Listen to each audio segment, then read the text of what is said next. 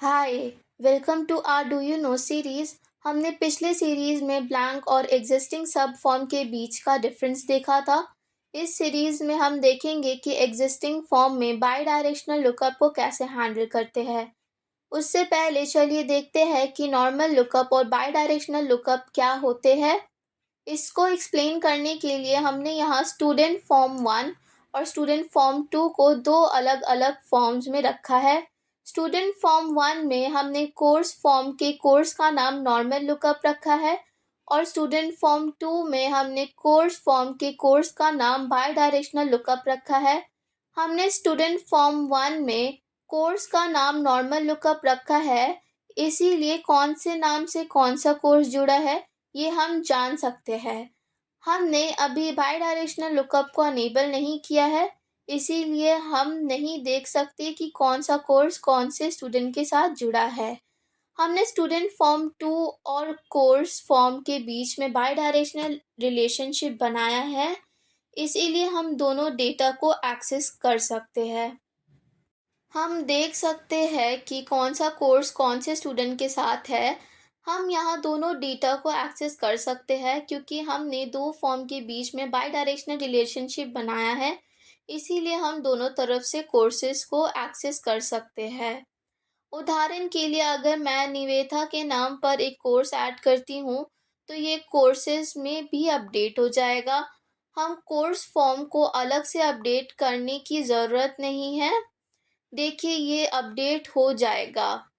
अब चलिए देखते हैं कि एग्जिस्टिंग फॉर्म में बाई डायरेक्शनल लुकअप रख के हैंडल कैसे करेंगे। हमने ऑर्डर फॉर्म में ऑर्डर डिटेल फॉर्म को सब फॉर्म बना के रखा है।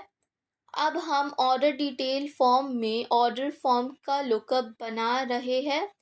यहाँ हम बाई डायरेक्शनल रिलेशनशिप को सेलेक्ट करते हैं।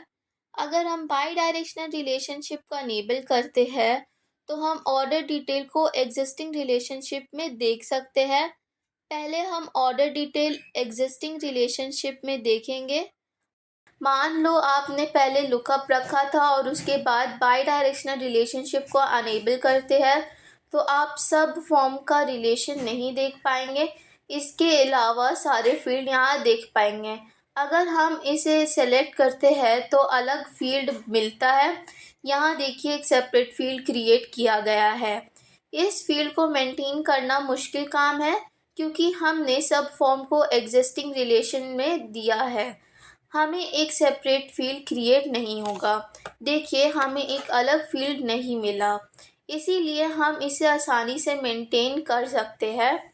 यहाँ हमने बाई डायरेक्शनल लुकअप में ऑर्डर आईडी को डिस्प्ले फील्ड में दिया है, इसीलिए ऑर्डर डिटेल ऑर्डर आईडी के बेस पर दिखाया जाएगा। हमने इन दो फॉर्म्स के बीच में बाई डायरेक्शनल लुकअप बनाया है, इसीलिए एक रिकॉर्ड को अगर एडिट करते हैं तो दोनों फॉर्म में एडिट देख सकते हैं। फॉर एग्ज़ाम्पल अगर हम ऑर्डर 76 में एक रिकॉर्ड को एडिट करते हैं और क्वांटिटी को अपडेट करते हैं तो मुझे वही रिफ्लेक्शन दिख जाएगा। आप देख सकते हैं ये क्वांटिटी यहाँ अपडेट हो गई है।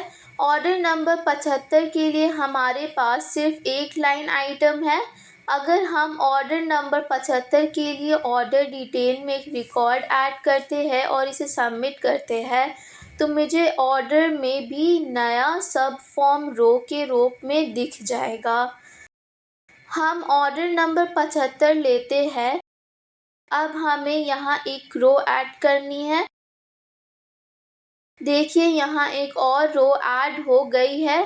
हमें अब कोड में डिलीशन हैंडल करना होगा।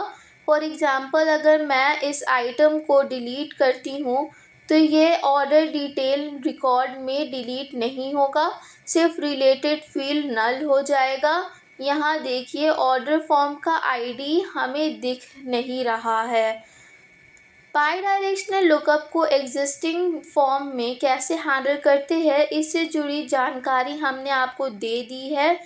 अगर आप ज़ोहो क्रिएटर या इस सीरीज़ से जुड़े किसी भी चीज़ के बारे जानना चाहते हैं तो प्लीज़ नीचे कमेंट करें।